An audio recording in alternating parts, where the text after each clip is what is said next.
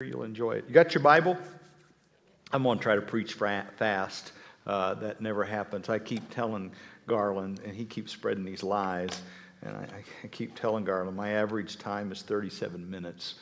So we'll see. We'll see how I do. 2 Samuel chapter 6. It's one of my favorite stories. 2 Samuel chapter 6. If I could have gotten the picture up, I'd have gotten it real fast. This reality TV, anybody watch reality TV? I'm not a real fan of it, but reality TV, Naked and Afraid, where they take somebody and they dump them out and they have to survive. It's a survival. Anyway, the title of this sermon series is Naked and Unafraid.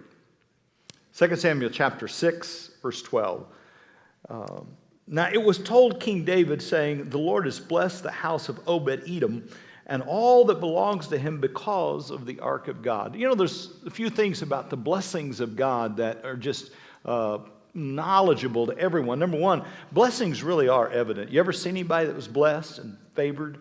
When someone's blessed, you can see it, right? Number two, others take notice of it. When not only can you see it, but others begin to talk about that blessing.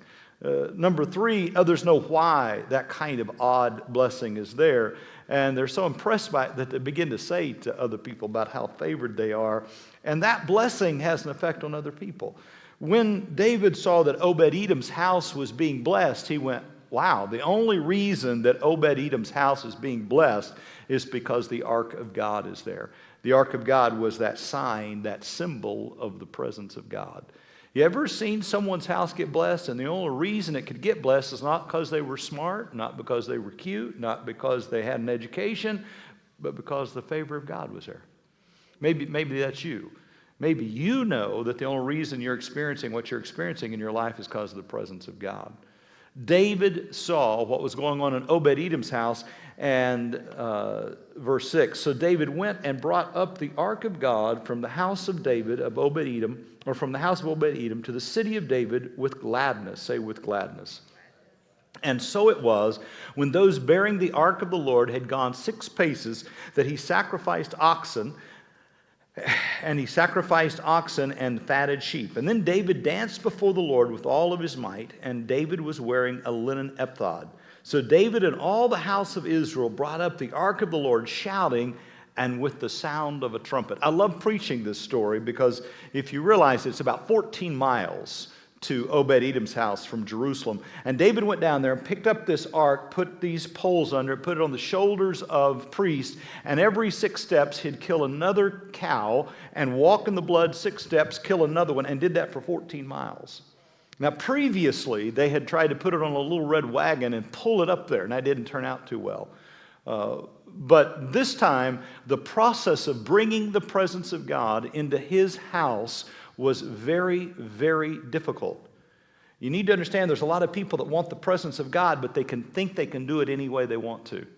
They want to be in the presence of God. They know the presence of God will bring blessings, but they don't want to take the time, and they don't want to do it, in 1 Chronicles says, and do it in the due order.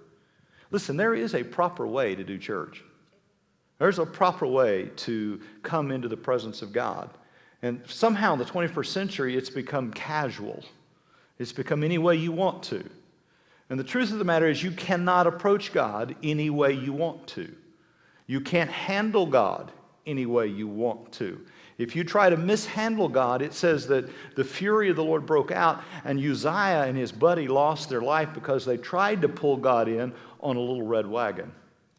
The presence of God is brought in on the shoulders of sanctified priests in the presence of sacrifice. And in the midst of that sacrifice, David begins to dance and blow trumpets and whirl around. In other words, even though the process seems to be difficult, it brings joy to those because they know that the reward of the process is the presence of God. And the process isn't heavy if you realize that the presence of God is that aim that we're going for. David danced and he celebrated.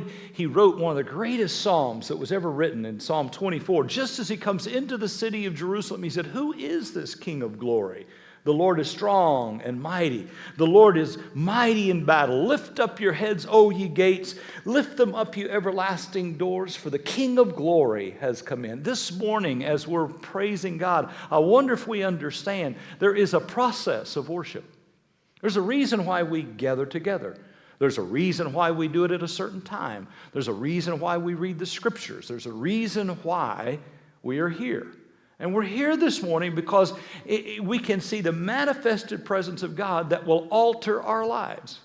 I hear people for 30, 40 years tell me, well, I just don't get anything out of church. And I say, it's because you put nothing in it. If you don't put something in it, you're not going to get anything out of it.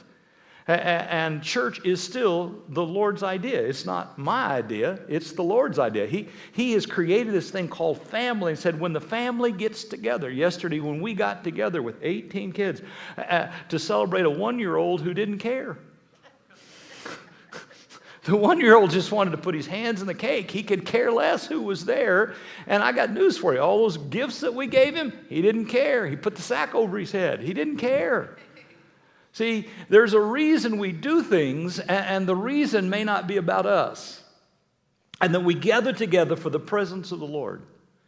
Verse 16, now as the ark of the Lord came into the city of David, Michal, Saul's daughter, looked through a window, say through a window, and saw David leaping and whirling before the Lord, and she despised him in her heart.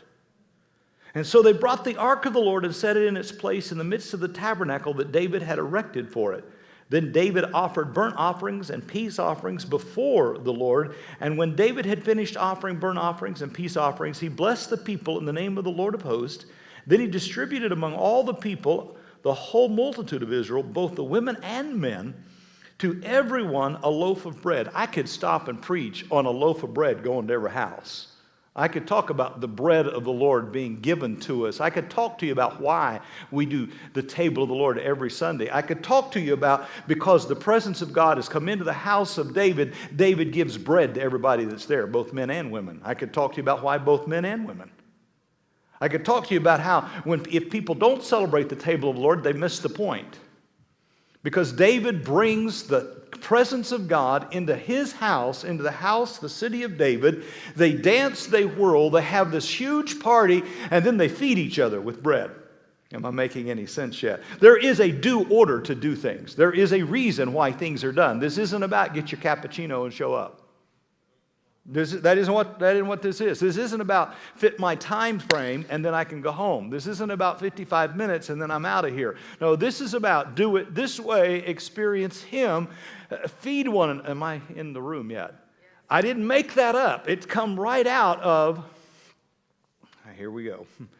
A piece of meat, a cake of raisins, so that all the people departed, everyone to his own house. Then David returned to bless his household. Wow. After all of this, he goes home.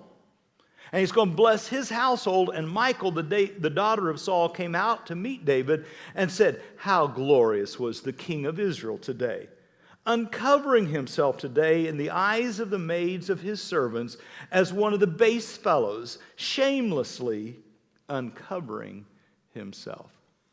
Isn't this interesting?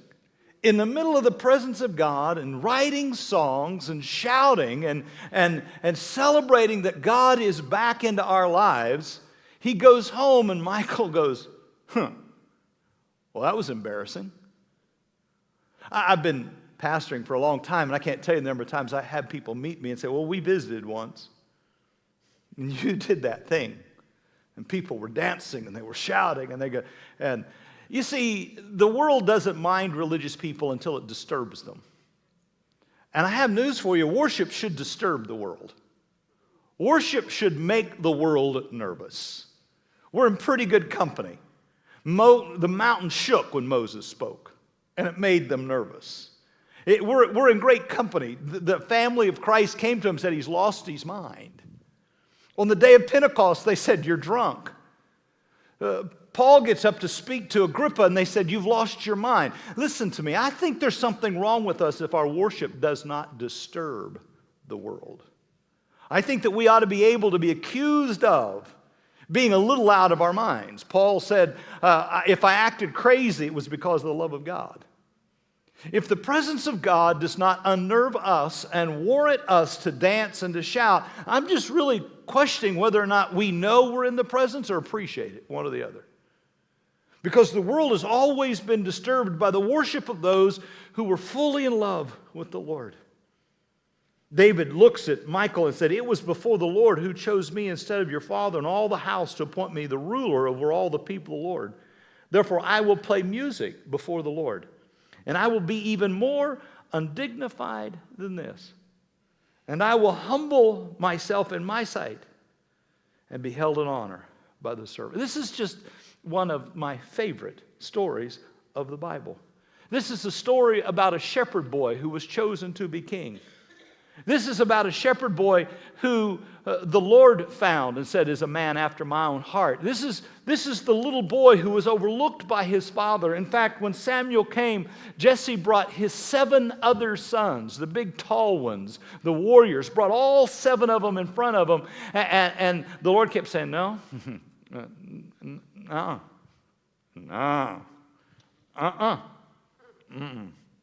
none of them. And then what brought the shepherd boy from the pasture? And the Lord said, yeah, that's him. Isn't it interesting that when everybody else rejects you, the Lord goes, yeah, it's you. I chose you. I have found this one. Who knew, right? Who knew the shepherd boy was going to be king? Who knew? See, God knows you when nobody else knows you. God knows you when nobody else really wants to know you. God knows you because He created you. He knew you before you knew yourself. He knew you when you failed. He knows you when you're forgotten. He knew David. This is a story about a boy that nobody else wanted to know, but God knew. You could just say, God knew me. That God doesn't look at what other people look at. I love the way the Message translation says, this is a man after my heart. The Message translation says, this is a man whose heart beats according to the beat of my heart. I wish people get their heart in beat, in rhythm with the Lord's heartbeat. It's interesting because people are always saying God gives you the desires of your heart. Only the desires of a heart that beats after God's heart does He give you your desires. There is something about harmony and being one with and lining up with God so that when God's heart is grieved, your heart is grieved. That when God has compassion, you have compassion. This isn't about you as an individual. This is about you being married to God and God being married to you. This is about walking in sync and walking in unity together. See, David, this boy that risked his life for sheep, this boy that understood that sheep were more important, and so he'd fight the lion and he'd fight the bear, and God knew that David would understand his love for a rebellious Israel. And that even though Israel was rebellious, Goliath wasn't going to touch him. See, God can see how you see creation and recognize that you'll realize His love for people. And so here is the story of a shepherd boy who was a worshiper in the pasture and a warrior on the field, but understood that whether you're warring or worshiping, it's about the presence of God. That's what this story is about. It's about a little boy that could play a harp and the evil spirit would leave. It's about a boy that knew how to win and how to lose. He could defeat Goliath and he could suffer loss at Ziklag and still encourage himself in the Lord. It didn't matter what the circumstances were. He knew who the God was in the midst of those circumstances. This is a man who has realized that whether or not you've defeated everything else in your life, what you've got to have is the ark. You've got to have the presence of God. Doesn't matter what else is going on. The most important thing in your life is, do you know God? And if you know God, can you bring Him into your city and into your house? Because the presence of God is the source of every blessing and every pleasure. This is the story of a man that wrote, "The Lord is my light and my salvation. Whom shall I fear? The Lord is the strength of my life. Of whom shall I be afraid? When the wicked come against me to eat my flesh, my enemies and foes, they stumble and fall. Though an army encamp against me, my heart shall not fear. And though war rage against me, in the midst of this I am confident. For one thing I have desired, one thing I will seek, that I may dwell in the house of the Lord all the days of my life, that I might inquire from Him. For in the time of trouble He shall hide me in His pavilion, in the secret place of His tabernacle He shall hide me, and He shall set me up to never fail." This is a story about a shepherd boy chosen to be the king who understood that the work wasn't done until the Father was in your presence. See, it's about not caring what other people think. It's about throwing common sense to the wind and saying, if the Lord is in the house, then I'm going to dance and rejoice. I'm not going to keep this to myself. You see, one of the biggest detriments or hindrances to the presence of God is we don't want to embarrass ourselves. We don't understand that relationships are based on vulnerability and openness. I get so tickled today about how people tell me they have no friends. Well, it's because you're not friendly. You're just unfriendly. You see, the only way you're ever going to be blessed with the relationships is if you can be vulnerable. You can be open. If you dare to trust other people with what is in your heart, if you're not worried about the past or how they treated you, you do realize most people are not enjoying this marriage because they're still living in the pain of that marriage, and they think that Bob is like Bill, and they never give Bob a chance. And pretty soon they're going to give up on Bob because Bill was such a bad guy, and they're going to marry George, and George doesn't have a chance because Bob and Bill are still in the house. See, most people can't have relationships because they've been disappointed by a previous relationship. So now they don't trust anybody because, but this guy. See, it takes openness and vulnerability. You may have gone for the Ark of the Covenant once. You just didn't do it very well. That doesn't mean you don't do it again. If anything's worth doing, it's worth doing until you get it right. Oh, well, I learned that from my dad. See, most people are afraid to enter into relationships. David was not afraid of this relationship with God.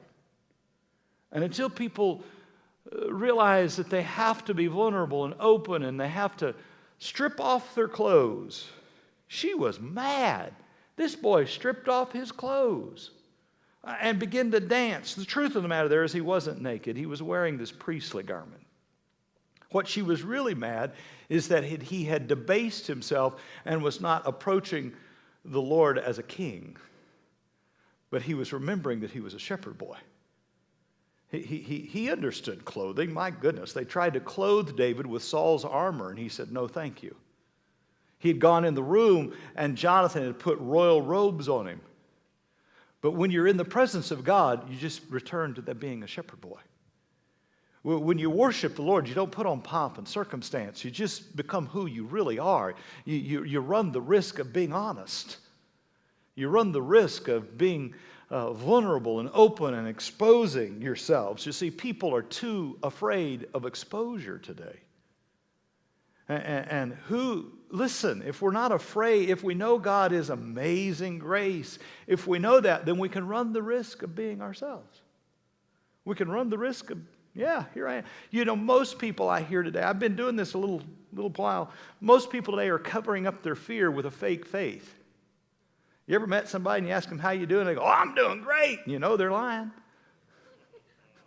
They're just lying. I mean, they're like this. How you doing? Great.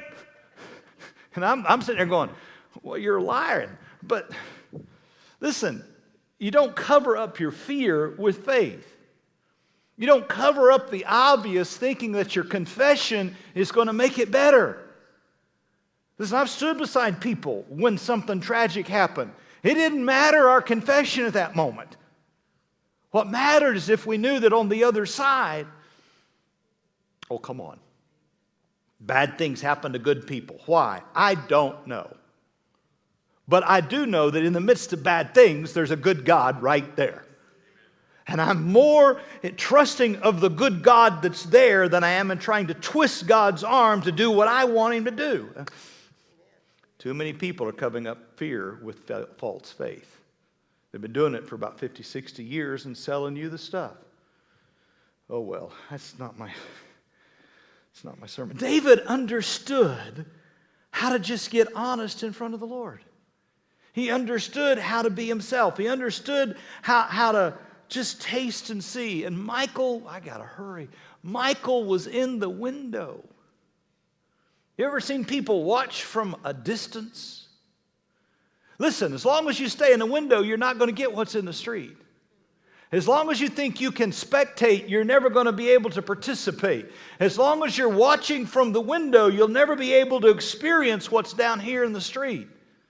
I want to tell most Christians, you got to come out of the third story and get down here in the street and experience the presence of God for yourself. And remember that you came from a shepherd field and that you were chosen by God even when everybody else, if you ever have that experience, there's no way you would stay in the window and not experience the presence of God in the street. Listen to me. I've been preaching in Hutchinson for 30 years. There are still people that want to sit in the window and not experience His presence. It's still easier to just go through a form and not experience the God that wrote the form. Oh, well, I think second service will shout a little more. I really do. I just want to suggest to us this morning, as we move out of Easter and we're moving towards Pentecost, that what Michal despised is what David danced about. David was dancing over that which was so real to him that he couldn't control it. And if you keep reading the story, Michal remained barren for the rest of her life. Barren. I don't think it's because she couldn't conceive. I just think there was nothing happening that would cause her to conceive. Oh, think about it for a minute. I just think that was the end of the relationship. I just don't think David went into the room anymore. You see, if you despise somebody because they're willing to worship God, why would you want to go into the room? She didn't have children because she couldn't have children. She didn't have children because David wouldn't have children.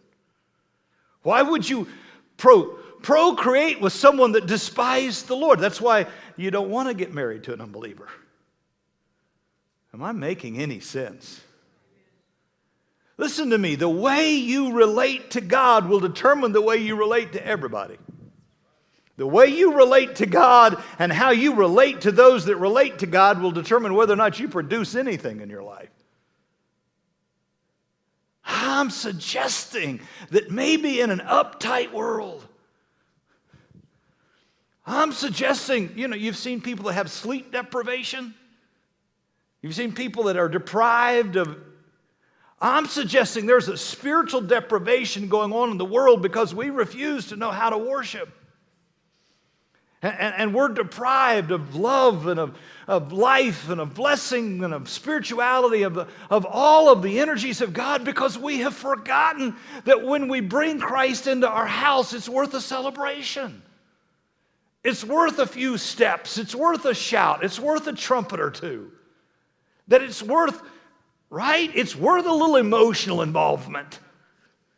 It's worth a little bit of energy to go, wow, I was a shepherd boy, now I'm the king, and I've got God beside me, and He's in my house, and just as He blessed Obed-Edom's house, He's going to bless my house. There ought to be a little bit of something. But you see, isn't it interesting that we can lose our minds over someone shooting a basketball, but if we lose our minds over Jesus, we're despised. I'm just saying, if you're rooting for the Royals this year, you better hurry. We're in trouble. There's going to be people, never mind. There's going to be people depressed all summer because the Blue ain't going to make it. Okay, I'm going to try to wrap this up. 4 R's. 4 things that I think you have to recognize if you're going to dance with David over the miraculous presence of God in our lives. Number 1, I think you have to receive. I think you and I have to realize that we must live in a constant state of receptivity.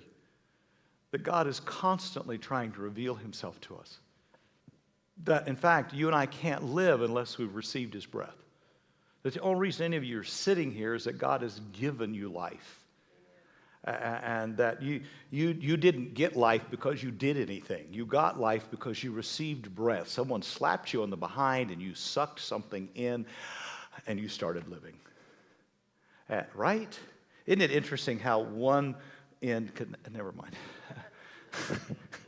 I get tickled. People say, I'm not correcting my children. I said, listen, the only reason you breathe is because someone went bap and you sucked air. And it still happens. You can still, never mind, it's the wrong sermon. Receptivity. We have to realize I am the receiver of the grace of God. You sang it this morning.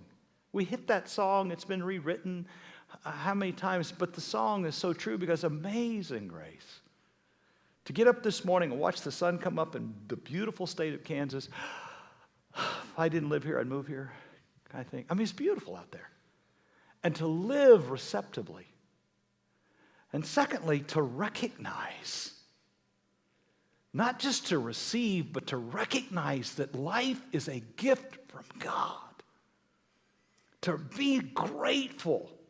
To realize the createdness, to look at a piece. I mean, I walked in, picked this up and went, wow. I mean, art, a book, a kiss, a breath, the birthday of your grandson named after your dad, a roly-poly that your grandkids find and put in their pocket and scare the snot out of their grandmother.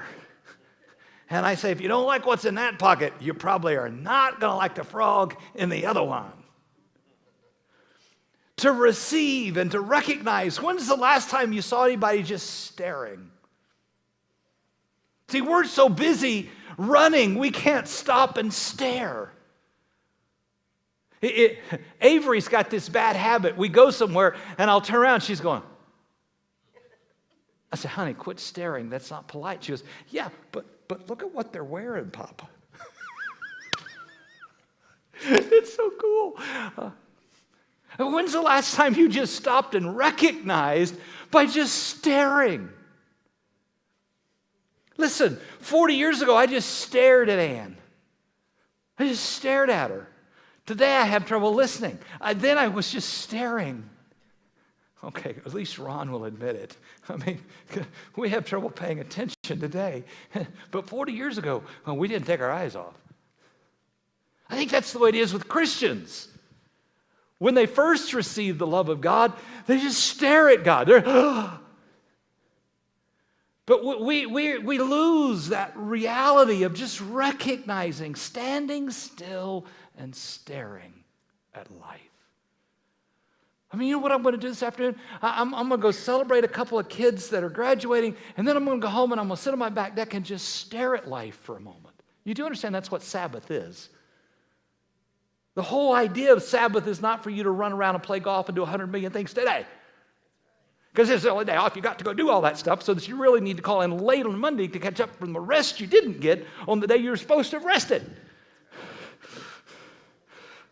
I can tell you, I can stand up front and listen to the people that work for me, and they come in on Monday and they're like this. They're going to miss Wednesday. They're not going to be here for work on Wednesday because they're so wrung out from what they did on Sunday that they're going to have to take another day off to rest. Oh, well, you work with those people. They're always going to take Wednesday or Thursday off because they didn't do what they're supposed to do on Sunday, which was to rest. Sabbath is all about standing still and staring at the beauty of life that God has given to you and recharging your batteries. It's not the day to mow your yard. It's the day to rest. It's not the day to go, no. It's the day to stop and give thanks. Number 3, rely. To receive, to recognize, and to rely. Did you know I can do nothing on my own? Not one thing. But He sent the Holy Spirit to me to be a helper to me, to be a guide to me, to be joy to me, and that I have to learn how to rely on the God that is present today. That Jesus, who walked the earth for 33 and a half years, is not here in bodily form. That the Father is invisible, but the Holy Spirit is a tangible presence of God, and I can trust in the Spirit of God. Most people never learn how to rely on the Holy Spirit because they don't even know who He is. But the Holy Spirit is the being and the presence of God that is here today. And number 4, now I've got to stop. I could do a whole lot more. But number 4 is to respond. Can I tell you that if you're an EMT worker or if you're in a hospital and you get this no response, we have no response. That's not good news. If the EMT comes back over the line and says he's non-responsive, that's not good news. I'm just suggesting that if you ever hear a doctor say there's no response, you immediately know the problem. They're dead.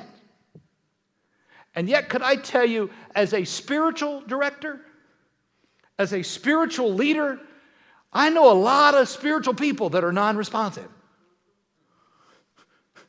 They've received, they've recognized, they rely on, but they're non-responsive. They're sitting in the window, despising the response of the other. There's too many people in the world that are Christians, but they're non-responsive. They can watch others celebrate and actually make fun of them. Notice how quiet this place is going to get.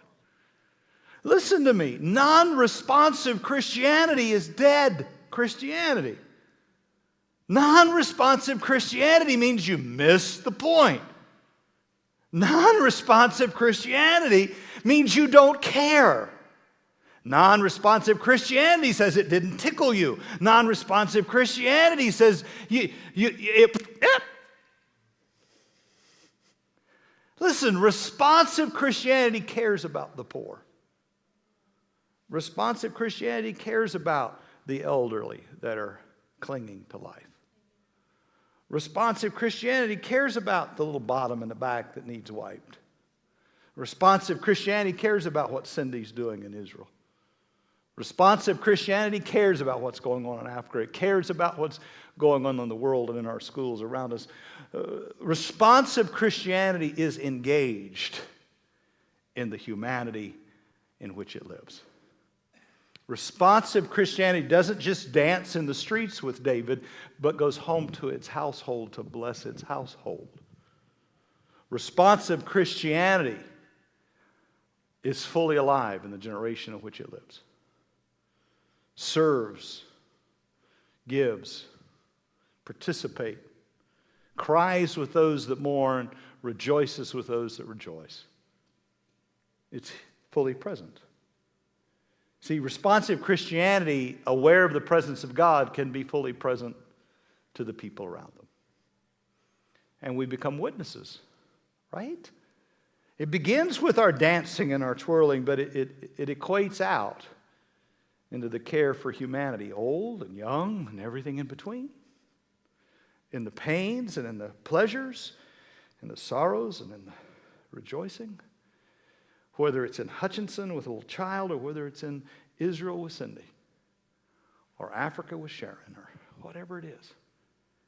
It has to receive, has to recognize, has to rely, and it has to respond. There's too many people sitting in windows. Too many people sitting in windows when they should be dancing in the streets. Okay, I'm going to close. I had this whole thing. It's 10:12, and I'm sorry. If the music will get ready. But I just want to leave you with this. Anybody know who Adele is? She's this girl's got this lovely voice. Nobody knows Adele. Adele, anybody know? She's got this great song. Lucas, have you got it for me? Did anybody know this song? Hello, it's me. Do that again. I just want you to hear that. Hello, it's me. I wonder if that's what Jesus said to Mary. She's standing in the garden, and Jesus just goes, hello. Hello, it's me. Or Cleopas walking down the road to Emmaus, and he bumps into him. It's me.